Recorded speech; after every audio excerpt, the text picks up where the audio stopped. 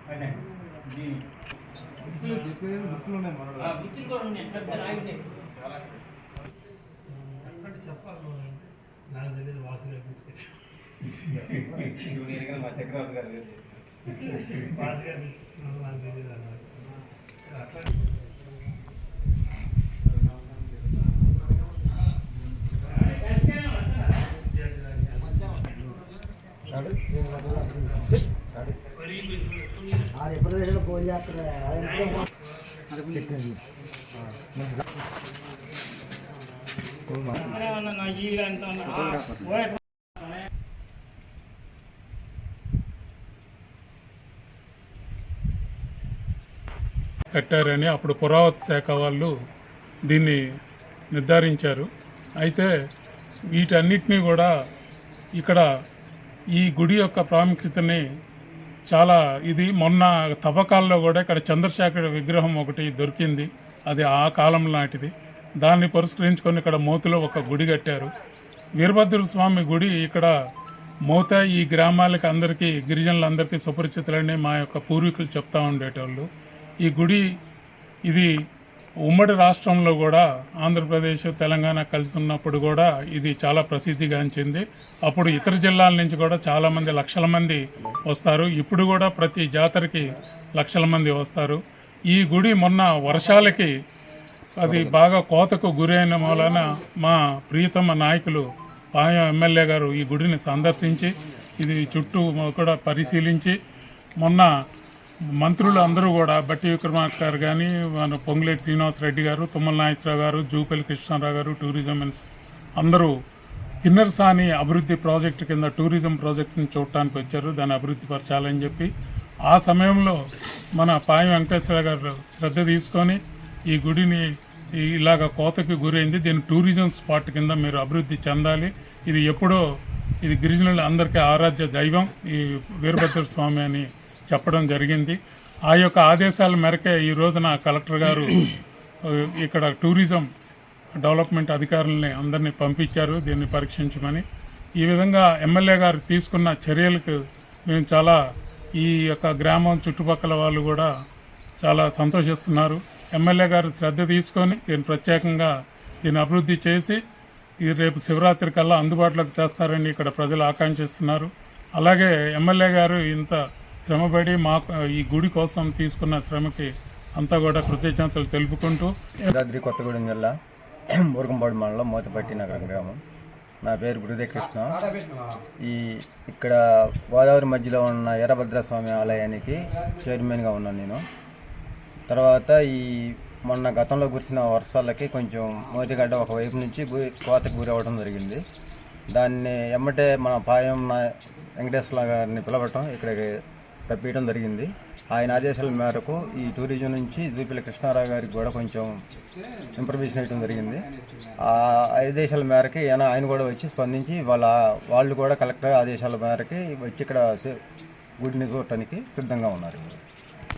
ఈరోజు తెలంగాణ రాష్ట్రం భద్రాద్రి కొత్తగూడెం బూర్గంపాడు మండలం మోతె గ్రామంలో మోతెగడ్డ మీద వెలసిన శ్రీ వీరభద్రస్వామి గుడి యొక్క ప్రాచుర్యం తెలుసుకోవటం కోసం మేము వచ్చాము.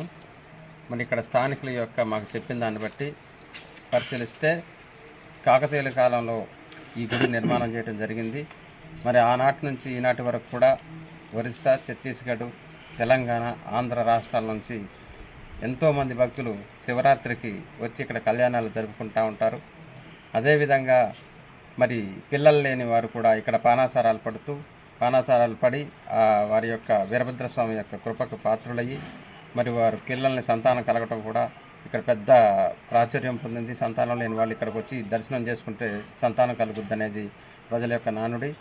మరి వీరభద్రస్వామి గారి యొక్క పూర్వ చరిత్ర చూసినట్లయితే ఇక్కడ చెంచుల ఆడపడుచు అయినటువంటి వివాహం చేసుకోవటం కోసం వీరభద్రస్వామి ఇక్కడ ఈ ప్రాంతానికి వచ్చి వారిని పరిణయం చేసుకొని ఇక్కడే ఉండి ఇక్కడ వెలిసి ఇక్కడ చుట్టుపక్కల ప్రాంతం వాళ్ళ యొక్క కోరికలు తీర్చుకుంటూ ఈ చుట్టుపక్కల ప్రాంతాలు సస్యశ్యామలంగా ఉండటానికి కారకులైనటువంటి వీరభద్రస్వామి గారి గుడి ఈ మధ్యకాలంలో గోదావరికి ప్రతి సంవత్సరం గోదావరి రావటం, ఎంతో కొంత కొట్టుకుపోవటం, పక్కన ఉన్నటువంటిది మట్టి రాళ్ళు కొట్టకపోవటం వలన కొంత ప్రాశస్త్యం తగ్గింది. మరి దానికోసం మరి మన స్థానిక ఎమ్మెల్యే గారి దృష్టికి, పాయ వెంకటేశ్వర గారి దృష్టికి మన గ్రామ ఈ టెంపుల్ కమిటీ చైర్మన్ అయినటువంటి బుద్ధికృష్ణ గారు తీసుకుపోవటం, వారు దాన్ని పరిశీలించడం కోసం ఇక్కడికి వచ్చి ఈ పరిసరాలను పరిశీలించి దైవ దర్శనం చేసుకొని ఈ విషయాన్ని పర్యాటక శాఖ మంత్రి అయినటువంటి జూపల్లి కృష్ణారావు గారి దృష్టికి తీసుకెళ్లటం, వారు మరి గవర్నమెంట్ కలెక్టర్ని వారికి ఆదేశించడం తర్వాత వారి ఆదేశాల మేరకు ఈరోజు ఇక్కడికి పర్యాటక శాఖ అధికారులు రావడం జరుగుతూ ఉన్నది. ఆ సందర్భంగా స్థానికులైనటువంటి మేము ఇక్కడికి రావడం జరిగింది. మరి మా అందరి కోరిక ఏంటంటే ఈ 4 రాష్ట్రాల యొక్క ఆరాధ్య దైవమైనటువంటి ఈ వీరభద్రస్వామి వారి యొక్క గుడిని అభివృద్ధి చేయాలని మేమందరం పర్యాటక శాఖ కేంద్రంగా పర్యాటకంగా అందరూ వచ్చి ఇక్కడ ఆహ్లాదంగా ఉన్నది. గోదావరి మధ్యన పర్యాటక కేంద్రానికి ద్వారా కూడా అభివృద్ధి చేయాలని, ఈ గుడిని అభివృద్ధి చేయాలని ఈ ప్రాంత ప్రజల యొక్క తరపున నేను కోరుతా ఉన్నా. అందరికీ నమస్కారం. మేము ప్రస్తుతం భద్రాద్రి కొత్తగూడెం జిల్లా బూర్గంపాడు మండలం మోత గ్రామం వీరభద్రస్వామి ఆలయం నుంచి మాట్లాడుతున్నాము.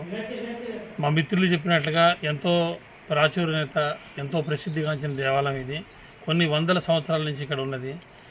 ఈ దేవాలయం కూడా గోదావరి మధ్యలో మంచి చల్లటి పచ్చటి బయళ్ళతోటి, గోదావరి ప్రవాహంతో మంచి ఆహ్లాదకరమైన వాతావరణంలో ఎవరైనా సందర్శకులు వస్తే చూసి వాళ్ళ మనసు పులకరించిపోయి సంతోషంగా గడపాలి ఇక్కడ అనేటటువంటి వాతావరణం ఉన్నది ఇక్కడ. ఆ వాతావరణంలో భాగంగానే దీన్ని మా ఎమ్మెల్యే అయినటువంటి పాయ వెంకటేశ్వర గారు ఒకసారి ఇక్కడ చిన్న సమస్య వచ్చింది. దాన్ని వచ్చినప్పుడు చూసినప్పుడు దీన్ని ఎట్లయినా పర్యాటక ప్రాంతంగా చేస్తే బాగుంటుంది. ఏదైతే లక్నవరంలో ఉందో ఆ విధంగా దీన్ని కూడా డెవలప్ చేస్తే ఈ మోతె గ్రామంలో ఉన్నటువంటి నిరుద్యోగ యువకులు వీళ్ళందరూ ఉన్నారు, వాళ్ళకి ఉద్యోగ అవకాశాలు, అదేవిధంగా ఈ దేవాలయానికి ఆ గ్రామానికి రెవెన్యూ కల్పించిన వాళ్ళం అవుతామనే ఉద్దేశంతో మొన్న ఒక 2-3 నెలల క్రితం జూపల్లి కృష్ణారావు పర్యాటక శాఖ మంత్రి గారు పాల్వంచ సందర్శనకు వచ్చినప్పుడు వారు వెళ్ళి వారిని కలిసి దీనికి సంబంధించిన వివరాలు అందజేయడం జరిగింది.